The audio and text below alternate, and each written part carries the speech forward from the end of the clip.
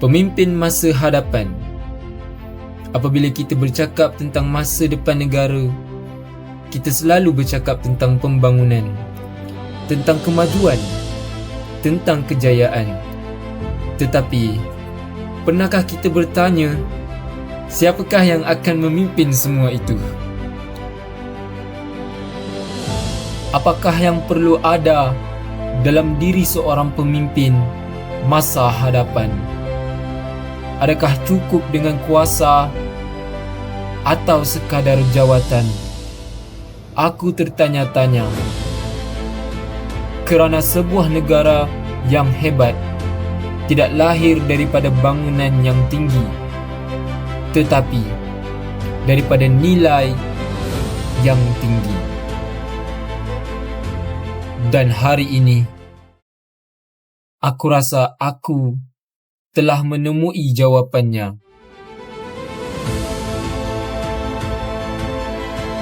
Pemimpin masa hadapan mestilah seorang yang berintegriti, kerana kejujuran tidak memerlukan perhatian.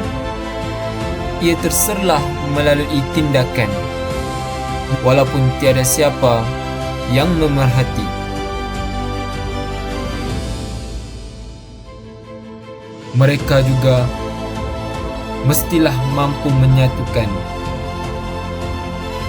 Dalam sebuah negara yang kaya dengan pelbagai bangsa dan budaya, perbezaan bukanlah kelemahan, ia adalah kekuatan.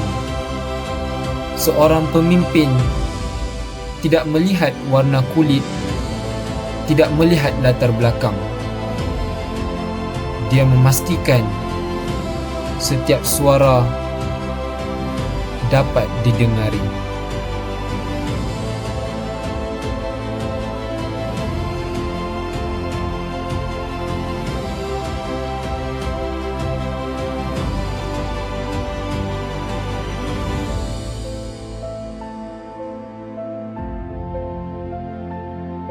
Pemimpin bukan orang yang hanya tahu memberi arahan. Pemimpin adalah orang yang sanggup turun bersama, menghulurkan tangan ketika diperlukan, memikul tanggungjawab tanpa diminta, dan berkhidmat tanpa mengharapkan penghargaan. Mereka tahu menghargai jasa, kerana keamanan yang kita nikmati hari ini bukan hadir dengan sendiri, tetapi pengorbanan mereka dalam menjaga negara ini setiap hari. Merekalah pemimpin. Integriti, amanah,